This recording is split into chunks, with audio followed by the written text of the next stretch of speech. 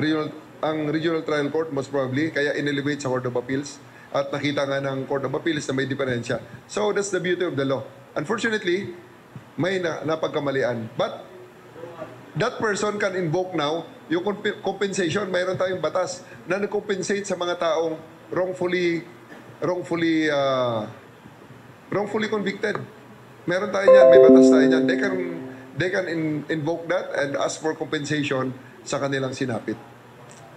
I think, Chief, yung tao yata ay inaresto na pagkamalan na siya yung subject ng arrest warrant. Pero it turned out na hindi naman pala siya. Yun yata yung naging need nung case. Sige, we'll check muna the decision. Ano? We'll get back to you pag meron na kaming malinaw na sagot yan. Okay, sige. Thank you, sir. Mr. Edwin Balasa of Abante. Chief, good morning. Sir, balik tayo dun sa 911. Sir, kamustahin lang namin yung response sa mga probinsya. Katulad kahapon, galing kayong Sorsogon. Kamusta po yung naging response nila sa 5 minutes? Kahapon nasa Sorsogon kami, ipinakita ni Governor Boy Hamor ang suporta ng LGU sa 911. Sila ang nagpapatakbo ng 911. Napakaganda ng command center ng Sorsogon. One of the best that I've seen so far. Napakaganda. Localized ang 911 sa Sorsogon dahil may sarili silang 911, may geofencing doon. Pag ang ginamit mo ang cellphone mo sa Sorsogon at tumawag ka sa 911, hindi ka nasasagutin ng krame dahil ang mismong system ang magkoconnect sa'yo papunta doon sa 911 ng Sorsogon. So, kahapon, ang direktiba ko na lang sa aking provincial director doon at saka sa regional director, abay, napakaganda naman ng technological support ng Sorsogon. Abay, tapatan naman natin ng epektibo, mabilis, at talagang buong profesionalismo serbisyo ng polis. So, kahapon, ang binigay ko sa kanila ay mag-practice sila together with the 911. Mag-practice sila na may tumawag sa 911 para ma-practice din ang dispatcher ng 911 kung paano mapabilis ang kanyang utos doon sa mga police units. So, if there's a need for the police to place a radio operator na talagang police, PNP, na nandun sa 911 center, gagawin natin yan para mapabilis at maging effective ang pag-interconnect ng PNP at saka ng local government unit. Napakaganda. Thank you, sir. Thank you, sir. Mr. Eugene Fernandez of IBC 13.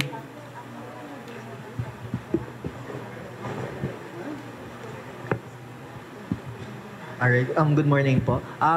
Sir, since natanong na kanina yung sa may 81-year-old na mistaken identity, since na-mention niyo po yung sa compensation, pwede po ba namin malaman yung details kung ano yung possible na ibigay na compensation for wrongfully accused? Well, we'll give you more details pag makuha namin ang pasensya na muna kayo at hindi pa namin na-examine ang issue na yan. We'll do a close examination tapos magbibigay kami ng statement regarding that matter. Alright, sir. So, just to clarify, yung pagkaganon, yung sa compensation, hindi siya pare-parehas. Iba-iba. Siyempre, i-determine ng korte yan. May court proceedings yan. Alright, sir. Tanong ko na lang din yung since sa Sorsogon na question na rin, yung 8 former rebels na nabigyan ng 100,000. Sir, can you give us a details about it? Yung 100,000 ba na yun, each 8 merong 100,000 or Yes. overall na siya? Yan. Isa pang napakagandang programa na ginawa ng local government. Kahapon, ang nagbigay nun si Governor Hamor together with his wife, si Mayor, at si Senator Chis Escudero. Programa nila yon doon sa kanilang mga kababayan dahil alam natin for isang yugto ng ating kasaysayan, naging isa sa mga hotbed ng insurgency ang Bicol. Okay, malakas ang insurgency ng sa dumaang mga panahon. Pero sa ngayon, dahil sa mga programang ginagawa ng local government, particularly ng Sorsogon, kahapon may sumurrender na 8 rebels, may mga dalang mga armas, may mga dalang mga landmines actually. So, yesterday was the formal acceptance at binigyan natin sila ng tig 100,000 pesos each. Bali, nakacheque yon na inisyo ng local government sa kanila para makapagsimula sila ng magamit nila sa kanila pagsisimula muli. Alright, thank you, sir. Salamat po. Thank you, sir. We also have another question from Ms. Leia Ilagan of UNTV. Morning again, sir. Sir, may recent accomplishment daw po ang Philippine Drug Enforcement. Yes, ang PDEA natin yesterday, kahapon, Sunday, di ba? Saturday night at saka Sunday. Oo. Saturday night ay may nahuli tayong 100 plus kilos na part ng ating koplan na kuha natin doon sa Bulacan. Ito si PDEA Director at pwede siya matanong sa mga details ng accomplishment na yan. Bulacan. 100 kilos. Pakibigay nung details nung Yes, sir. 100 kilos. It was an offshoot of a case operation plan na matagal ang hinanda ng NCR SOU led by Police Colonel Darwin Miranda. So, matagal na nilang sinusundan yung tao, yung mga movements niya from Region 3 to NCR until makakonect yung Alpha nila. So, natuloy yung bypass operation last Saturday. Sir, may nahuli bang suspect? Yes, isang Chinese personality at isang Pilipino. Sir, anong background ng mga suspect? Ito ba ay membro ng sindikato at lagi tayo may nahuhuli dyan sa may parte ng Region 3? It will be a part of a continuing investigation. Pero initially, yung Chinese personality ay may isang front sa Giginto sa nirerentahan niya. Nagbebenta siya ng seafood tapos may maliit siyang restaurant. But then yung nirerentahan niya sa isang subdivision uli sa Barangay Bulihan, Plaridel na nire-refer nilang bodega. Doon natin nasamsam, natuntun yung 100 plus kilos of shabu. Sir, yung nakuha nating mga drugs, may pagkakahalintulad ba ito sa mga nakuha sa mga recent operation ng PNP? Yung packaging, sir, at saka yung... Yes, may mga kahilintulad yung description. Nung binuksan natin, actually, sabi ng mga investigador natin who were conducting the inventory, ay basa pa. Yung bag basa din, then yung packaging basa. So, 4 na layers yung cover nung tea bag. Sir, anong... Wait lang. Last one. Sir, anong yung packaging? Anong nakalagay ba ito sa tea bag? Yung parang ganon? At bakit basa, sir? Possible ba na galing ito sa dagat? Yun ang titignan pa rin natin, i-connect natin doon sa mga recoveries doon sa Subic recently. So, yun ang tingin ng ating mga operatiba at mga investigador natin. May 4 na layer siya. Babakbakin mo muna bago makita yung tea bag. Gold ba, sir? Yung packaging na gold? Yes, may video. Ayan yung packaging niya. Parang sound bite.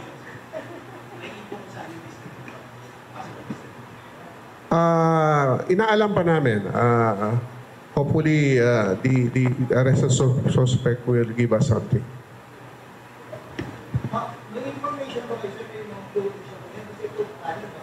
Kaya nga. Baka nailusot na. We will conduct a follow-up investigation on that kung konektado ito.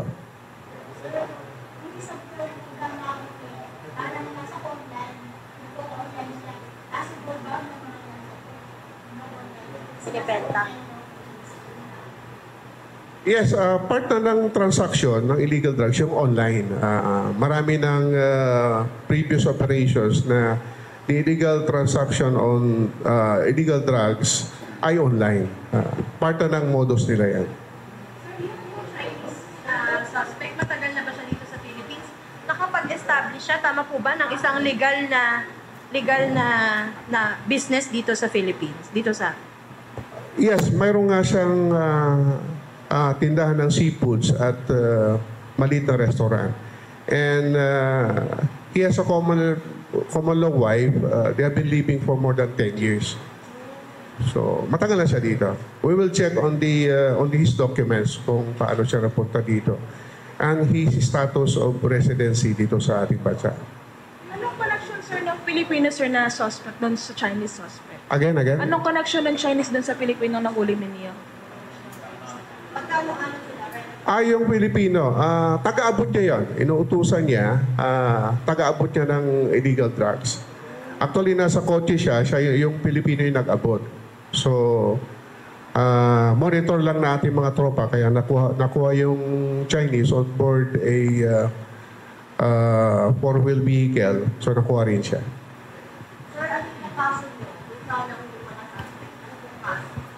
Of course, Section 5 and 11. Right now, papunta sila sa DOJ to file the case on inquest proceeding. Okay? Sige. Thank you, sir. Last two Yes, questions sir. siguro dahil may flight pa tayo. We're going Last to question, Katmalawan today. sir, will come from Ms. Catherine Austria Nako. of Brigada News FM.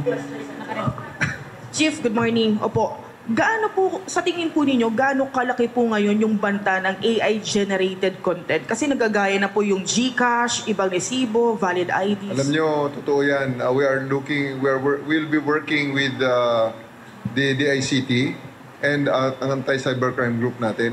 Napansin nyo at sa atin namang mga kababayan, baka naman pwedeng pag may nakita kayo diyang too good to be true, huwag naman masyadong nagpapaniwala. Nakita nyo na ba yung pati AI ng presidente meron? Pati ang presidente ginawa ng AI, pati yung mga kilalang personalities ha. So, tapos sasabihin na merong ganitong investment fund, may ganito, maglagay kayo ng pera, dadami pera nyo. Ako po, huwag kayo nagpapaniwala sa mga ganon. It's really something that to think about. Pag nakikita nyo na kayo ay kikita, may nangako sa inyo, nakikita kayo, hindi kayo magpapapawis, nako, 2, 3, 4 na beses yung munang pag-isipan yan.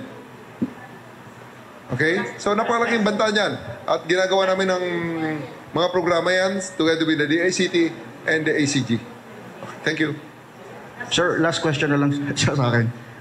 Internally, sir, anong order natin siguro sa IAS or sa kung ano man regarding doon sa missing Sabongero since na-implicate yung ilan nating mga police without going further into the details, sir? On the disciplinary side naman ng mga na-implicate na mga PNP natin, the NAPOLCOM had already issued a statement. We will defer to the statement of Attorney Ralph Calinisan and we will support kung ano man ang kanyang direksyon na gagawin sa investigation nito. Pero sir, sa IAS, may case build-up na ba tayong ginagawa or something? IAS and NAPOLCOM will be working together. Kasi naman ang IAS naman is part naman ng disciplinary machinery under the NAPOLCOM. May communication na ba tayo, sir, with the DOJ? Ano bang directive nila siguro or paghingi ng tulong sa atin regarding the case? Nag-tap na ba sila with the PNP? May mga, sabi ko nga sa inyo earlier, we will defer to the direction of the DOJ kasi this is a very significant case that the DOJ had already taken over in the investigation together with the other agencies of the government. As part of for the PNP, we will provide them with whatever information or support or manpower that they will require from us. Message na lang, sir, sa mga police kung totoo mang may involved na mga tauhan ng PNP. We'll ensure that the rights of everyone is protected. Thank you very much for your questions. Salamat din sa inyo. Maraming salamat. Good morning. Okay. Alis na kami. Thank you very much. Once again, thank you very much.